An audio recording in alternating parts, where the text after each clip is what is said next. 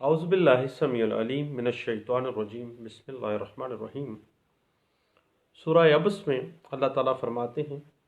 اے نبی، مالدار اور صاحب اقتدار لوگ بڑے بے پرواہ ہوتے ہیں، اس لیے ان میں نصیحت قبول کرنے کی صلاحیت بھی کم ہوتی ہے۔ ایسے لوگوں کے مقابلے میں غریب اور مسکین لوگ بہت جلد ہدایت پا لیتے ہیں۔ لہٰذا اے نبی صلی اللہ علیہ وسلم، آپ ڈرنے والوں کی طرف زیادہ دیں کہ وہ پاکیزگی حاصل کریں۔ جب قیامت کا شور اٹھے گا، اس دن ماں باپ، بھائی بہن، بیوی بچے کوئی کسی کے کام نہیں آئے گا۔ ہر ایک اپنی فکر میں مبتلا ہوگا۔ نیکوکار خوش اور بدکار سیاہ روح ہوں گے۔ صدق اللہ العظیم۔ بات چل رہی تھی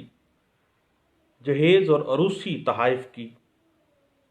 ریسٹرکشن کا ایکٹ اور اس کے رولز 1976 کی۔ 4 جون 1976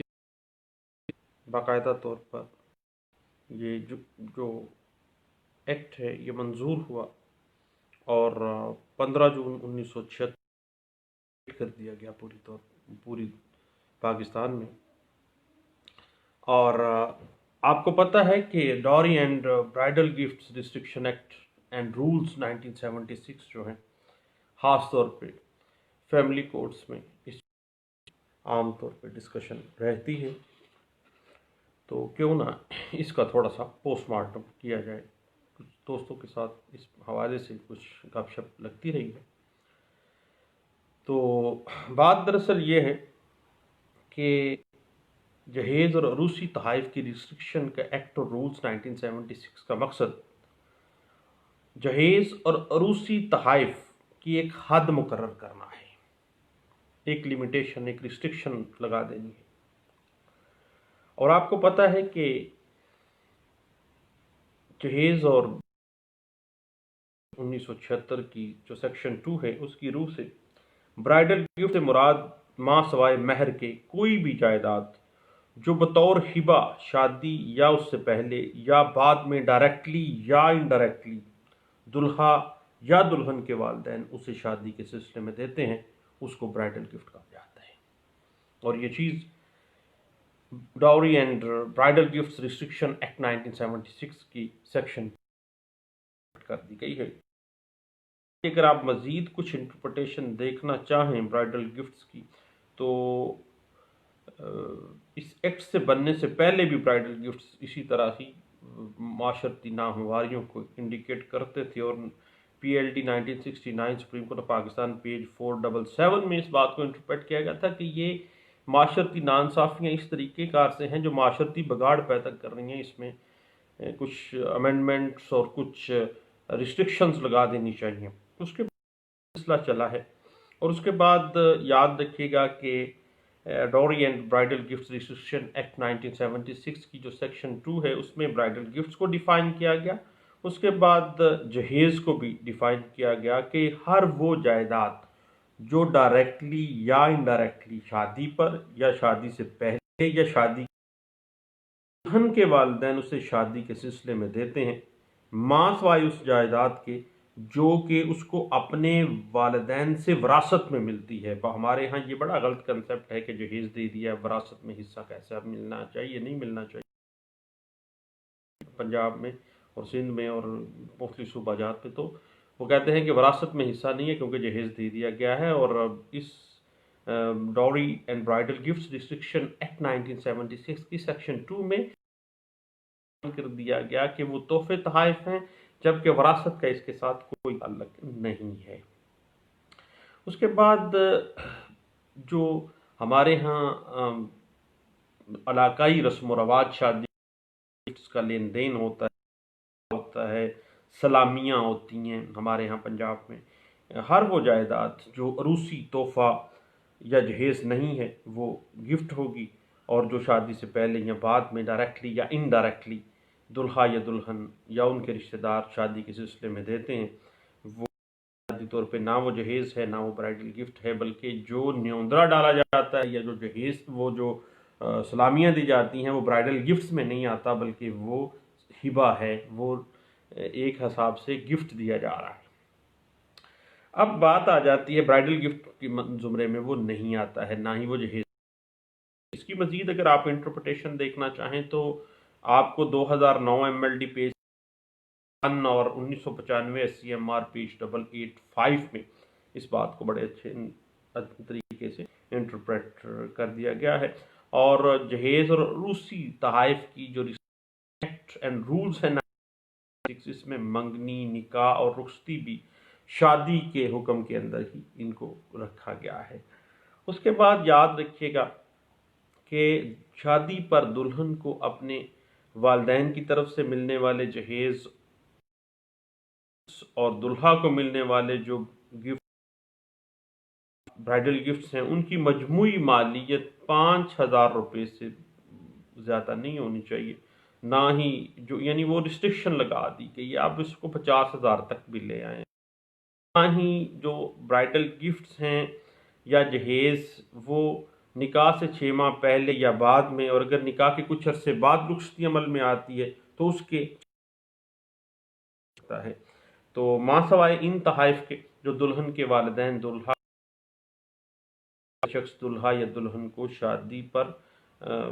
ریسٹرکشن لگا دی گئی تھی کہ 100 روپیہ، اور بعد میں اس کو امینڈمنٹ بھی آ گئی کہ 500 تک سے زائد جو ہے نا مالیت کا تحفہ نہیں دیں گے۔ اور اس کے بعد یہ طے کر دیا گیا تھا کہ شادی کے سلسلے میں بطور تحائف برائڈل گفٹس یا جو ڈوری آرٹیکلز ہیں، جو سامان جہیز ہے، وہ ہر کسی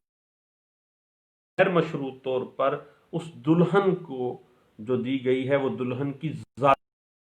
ہوگی، دلہن سے کوئی لے نہیں سکتا۔ سلامیاں لے لیتے ہیں، جو پیسہ اکٹھا ہوتا ہے وہ عورت سے لے کے جاتا ہے، جبکہ یہ dowry and bridal gift restriction act 1976 جو ہے وہ ریسٹرکٹ کر دیتا ہے کہ نہیں لے سکتے ہیں۔ اس حوالے سے 2016 سی پیج 1604 اور PLD 2016 Lahore high court page 425B جو ہے وہ جہیز اور روسی تحائف کی ریسٹرکشن کی ایکٹ کی مد میں ہمیں گائیڈ لائنز فراہم کرتی ہے۔ اس کے بعد برائڈل گفٹس، اس کے علاوہ جو رسم و رواج کے گفٹس ہوتے ہیں اور یا جہیز ہے، وہ اخراجات کے علاوہ کسی بھی فریق کی طرف سے کیا جانے والا شادی کا کل خرچہ جو ہے، یعنی اس میں مہندی کی رسم بھی آ گئی، بارات کی بھی، ولیمے کی بھی، وہ بھی ریسٹرکٹ پہلے 2,500 کا کر دیا گیا تھا، بعد میں اس کو 50,000 روپے۔ اور اس حوالے سے اگر آپ اخراجات کو بنیادی طور پر ریسٹرکٹ کرنا مطلوب تھا، جو کہ بعد میں کچھ بڑھایا بھی گیا ہے، اس حوالے پیج 225 اور 2015 CLC پیج 463 اور 1988 CLC پیج 1546 جو ہے وہ یہ اس بات کو انٹرپریٹ کرتی ہیں۔ اور جہاں تک اس dowry and bridal gift restriction rules 1976 کی بات ہے، یعنی اگر کوئی شخص اس ایکٹ میں یا ان رولز میں یا کوئی خلاف ورزی اس میں پائی جاتی اور اس پہ وہ عمل نہیں کرتا ہے تو 6 ماہ تک کی قید بامشقت اور 10,000 روپے جرمانہ یا دونوں جو ہیں وہ اس کو پنش کی جا سکتی ہیں۔ اور اس کے بعد یہ بھی ذہن میں رکھیے گا کہ dowry and bridal gift restriction act 1976 and rules یہ واضح کر دیتے ہیں کہ اگر ریسٹرکشن کو توڑا گیا، اس قانون کی خلاف ورزی کی گئی، تو یاد رکھیے گا کہ برائڈل گفٹس اینڈ ڈوری آرٹیکلز جو ہیں وہ قابل ضبطی بحق فیڈرل گورنمنٹ جو ہیں وہ ضبط کر لیے جائیں گے۔ تو اس کے بعد یہ بھی اس میں واضح کر دیا گیا تھا کہ جب دلہا اور دلہن میں سے کسی ایک کی ماں اور باپ دونوں یعنی والدین پیرنٹس میں سے کوئی جرم کے مرتکب ہوں گے تو سزا میں صرف باپ ہوگا۔ اگر عورت ہے، ماں ہے لڑکے لڑکی کی، تو پھر اس کو قید کی سزا نہیں ملے گی، بلکہ صرف اور صرف جرمانے کی حد تک اس کو پنش کیا جائے گا، یعنی عورت کو اس قانون کے تحت سزا امپریزنمنٹ نہیں ہو سکتی، صرف اور صرف جرمانہ ہوگا جو عام طور پر 20-25 ہزار روپے عام طور پہ۔ اس حوالے سے 2009 CLC پیج 61 اور 2011 MLD پیج 351 اور 2012 CMR پیج 641، 2012 CMR پیج 641 کے بعد علاوہ 2010 CLC page 988، 2010 MLD page 2008 CMR page 1584، 2004 CMR page 186 اور PLD 2009 Lahore high court page 369 جو ہے وہ ہمیں اس حوالے سے گائیڈ لائنز دیتی ہیں کہ جہیز معاشرتی لعنت ہے، اور برائڈل گفٹس جو ہیں وہ ریسٹرکشن ایکٹ اینڈ کے مطابق ان کو ریسٹرکٹ کیا جانا جو ہے وہ معاشرے کے اندر امن و سکون اور انریسٹ کو ختم کرے گا۔ لیکن اگر ہم اپنے معاشرے کی حد تک دیکھیں تو یاد کہ جو ڈوری اینڈ برائڈل ریسٹرکشن ایکٹ 1976 اور رولز 1976 ہیں، وہ جس مقصد کے لیے بنائے گئے تھے وہ ناکام رہے ہیں۔ نہ ہی عام عوام اس کی طرف توجہ دیتی ہے، اور نہ ہی جو بنانے والے ہیں وہ توجہ دیتے ہیں۔ بنیادی طور پہ ایک بے اثر سا قانون ہے جو بعض اوقات کسی کو خام خواہ میں الجھانے کے لیے ہم لوگ استعمال کیا جاتا ہے، اور صرف ایک قانون ہونے کی حد تک تو ٹھیک ہے، ادروائز اس کا کوئی وجود ہمیں تو نظر نہیں آتا۔ مجھے تو ایسے لگتا ہے کہ جیسے یہ قانون بناتے وقت بھی جو بنانے والے تھے پارلیمنٹیرینز، ان کو بھی پتا تھا کہ یہ ہم ایک فضول قانون بنا رہے ہیں، اور اس پہ کبھی بھی جو ہے وہ نہیں اس پہ۔ اور آپ کو پتہ ہے کہ اس کی جو سماعت ہے وہ فیملی کورٹ جو ضابطے میں بھی اس چیز کو لے جاتے تو دین تھا، لیکن فیملی کورٹ اسی وقت اس پہ کارروائی کر سکتی ہے اس قانون کے تحت، کیونکہ یہ جو جہیز اور family bridal gift restriction act and rules 1976 ہے، یہ واضح کر دیتے ہیں کہ فیملی کورٹ اسی وقت ایکشن لے گی جب عدالت میں جرم کے ارتکاب کے 9 ماہ کے اندر ڈپٹی کمشنر جو ہیں اس ضلع کے وہ ایک استغاثہ بھجوائیں گے دین، اور ڈپٹی کمشنر کو استغاثہ کے اوپر مائل کرنا آپ کو پتہ ہے کہ تقریباً ناممکن سی بات ہے۔ ایک عام آدمی تو ڈپٹی کمشنر کے آفس جانے سے ڈرتا ہے، وہ کیوں اس کو جا کے، اور نہ وہ اس کی چھوٹی چھوٹی باتوں پہ وہ توجہ، نہ ہی وہ اس طرح کے استغاثے دائر کرتے ہیں، اور استغاثے دائر ہوتے ہی نہیں۔ ضرورت ہے تھوڑے معاملات اور ہیں کہ وہ عورتوں کے سامان جہیز کو گنتی کرتی پھرے یا کرتا پھرے، یا اس کو برائڈل گفٹس کو دیکھتا پھرے۔ اس طرح سے میں یہ ذاتی طور پہ سمجھتا ہوں کہ چونکہ برائڈل جو dowry articles and restriction act and 6 ہیں، چونکہ اس میں استغاثے کا جو پروسیجر ہے وہ تھرو ڈپٹی کمشنر کاروائی ہوگی، یہ بے اثر ہے، اس کا کوئی وجود ہی نہیں، ہمیں تو نظر نہیں آتا بھائی۔ اور جہاں تک اسلامک معاشرے میں ہم رہتے ہیں تو آپ کو پتہ ہے کہ ہر عاقل بالغ مسلمان مرد اور عورت اپنی کسی بھی قسم کی جائیداد کو ہبہ تو کر سکتا ہے نا، کوئی قدغن نہیں ہے۔ ہبے کے 3 ہی انگریڈینٹس ہیں، offer, acceptance and delivery of position ہے، اور جب یہ مکمل ہو جائے کسی کی دی جاتی ہے تو اس میں کوئی مقدار متعین نہیں کی جا سکتی۔ اسلام کے اندر کوئی مقدار متعین نہیں ہے کہ اتنا دینا ہے اتنا نہیں دینا ہے، کوئی کسی بھی کتنا بھی دے، کسی کو گفٹ دے رہا ہے اور وہ دے سکتا ہے۔ معاشرے کے اندر جہیز کا معاملہ ہے، اور معاشرتی اصلاح کے لیے ہم لوگ یہ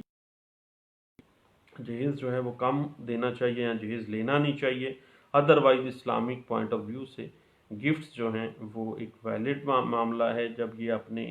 مکمل ہو جاتا ہے تو پھر اس کو آپ کس طرح سے ریسٹرکٹ کر سکتے ہیں، یا اس کس طرح منع کر سکتے ہیں کہ آپ اتنی حد تک دے سکتے ہیں گفٹ، اس سے زیادہ نہیں دے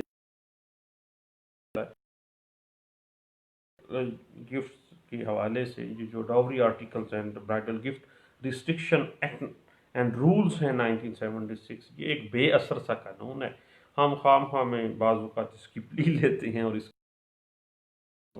دوسرے پہ کیچڑ اچھال استعمال کرتے ہیں فیملی کے اندر. لیکن یاد رکھیے کہ چونکہ اس کا استغاثہ دائر کرنے کا پروسیجر تھرو ڈپٹی کمشنر ہے اور یہ ممکن ہی نہیں ہے، تو یہ اس طرح کے استغاثے دائر ہوتے ہی نہیں ہیں.